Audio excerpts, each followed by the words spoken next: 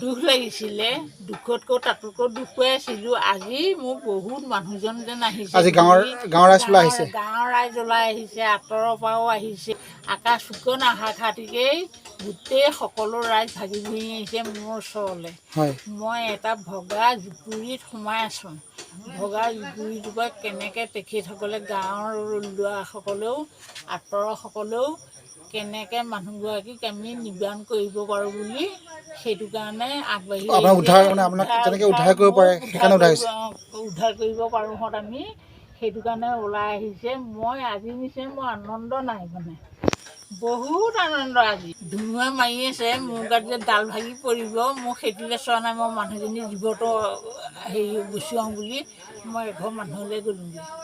তাৰমানে এই মানুহঘৰত ডালবিলাক ভাগিলে যেতিয়াই মোৰতো ঘৰটো হেৰি হৈ আছে। মই ৰাতি যেতিয়া আপুনি ধৰক ৰাতি অকলশৰে থাকে, ৰাতি এনেকুৱা ধুমুহা বতাহ বা তেনেকুৱা বতৰ বেয়া কৰি আহিলে কি কৰে আপুনি?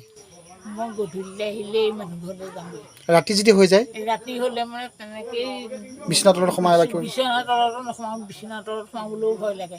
ওলাই আহোঁ বৰ খজুৱতি টিং চিং কৰি পেলাই গাত হেৰি হ'ব বুলি মই তেনেকেই তাৰমানে কাণ দুখন সোপা মাৰি ধৰি পেলাই তেনেকেই যেনে তেনে জীৱনটো কটাওঁ আৰু।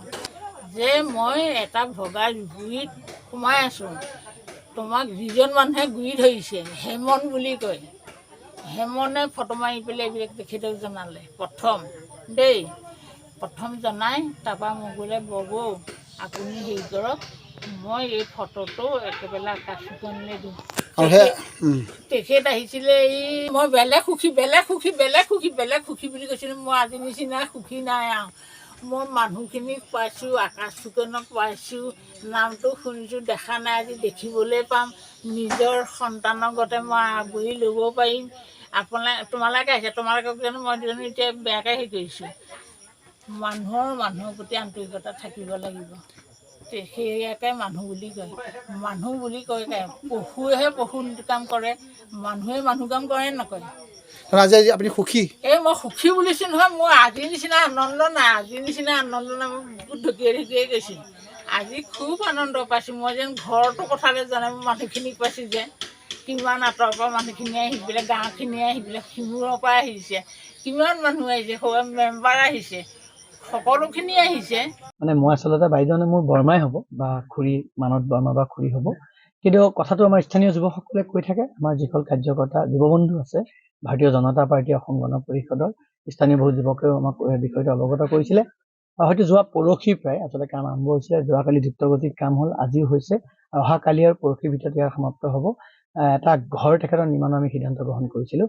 কিছু ঘৰটো শোচনীয় অৱস্থা, গতিকে মই ভাবোঁ যে আমি নিৰ্মাণ কৰি দিছোঁ, ইয়াত আমি গিনিপিক কৰিব বিচৰা নাই। আমি প্ৰকৃতৰ্থত বুজিবলৈ আহিছিলোঁ তেওঁ গোটেই অৱস্থাটোৰ কথা, কিয় এইটো পৰিৱেশৰ সন্মুখীন হ'ল আৰু কিয় তেওঁক আমি প্ৰধানমন্ত্ৰী ঘৰটো দিব নোৱাৰিলোঁ। সেই বিষয়টো আমি কাণত পাতি লৈ প্ৰধানমন্ত্ৰী ঘৰটো এটা ব্যৱস্থাৰ মাজেৰে যাব। গতিকে আমি তাৎক্ষণিকভাৱে আমি হোৱাকৈ বলবৎ কৰিব পৰাকৈ আমি এই ঘৰটো নিৰ্মাণ কৰি তেখেতক সকাহ দিব বিচাৰিছোঁ। কাৰণ এতিয়া বাৰিষা কাল আৰু ভৱিষ্যতৰ দিনত আমি তেখেতৰ যিখিনি নথি পত্ৰ আছে আমি ইতিমধ্যে কথা পাতিছোঁ। সেইখিনি নথি পত্ৰৰ যোগ্যতা আছে তেখেতে প্ৰধানমন্ত্ৰী ঘৰটো পাবৰ কাৰণে, গতিকে সেইটো আমি ব্যৱস্থা কৰি দিম।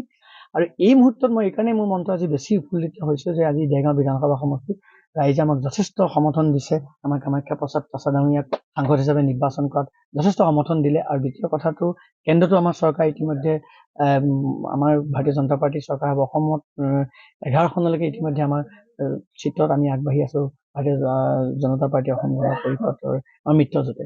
ঘৰখনৰ অৱস্থা ইমানেই বেয়া, মানুহ থাকিব পৰা পৰিস্থিতিৰ অৱস্থা নাই মানে মানুহগৰাকী, আৰু তেখেতৰ কোনো নাই, আত্মীয় কোনো নাই, ল'ৰা ছোৱালী নাই। গতিকে আমি আহি চাই পেলাই দেখিলোঁ ঘৰখনৰ ইমান এটা অৱস্থা ঢুকা দি থৈছে। ইয়াত আপোনাৰ বাৰিষা পানী হ'লে, এতিয়া বাৰিষা টাইম, পানী হৈ গ'লে মানুহজনী ক'ত থাকিব, অৱস্থা নাই। আজি চৰকাৰী ঘৰ এটা পোৱালে এতিয়া আমি দেখিলোঁ যিহেতু ৰখাই থ'ব নোৱাৰোঁ মানুহগৰাকীক। আমি যেনেকৈ পাৰোঁ আকাশ দাক কৈছোঁ, আপুনি ইতিমধ্যে গম পাইছে, আকাশ দাকো ক'লোঁ যদি পাৰি কিবা এটা সহায় কৰক। আমি সেইকাৰণে আমাৰ যিখিনি ল'ৰা আছে আমি ওলাই আহি সকলোৱে গাঁৱৰ যুৱকখিনি শ্ৰমদান কৰিছে আৰু তাৰ বাবে যিখিনি আৰ্থিক প্ৰয়োজন সেইখিনি আকাশ ফুকন আমাক সহায় কৰিম বুলি তেখেতে কথা দিছে। তেখেতো আহি আছে ইতিমধ্যে, খবৰ দিছে তেখেতে, আৰু আমি যিমান পাৰোঁ সহায় কৰিবলৈ মানুহজনী ঘৰটো বনাই দিয়াৰ ক্ষেত্ৰত সহায় কৰিবলৈ আমি চেষ্টা কৰিছোঁ।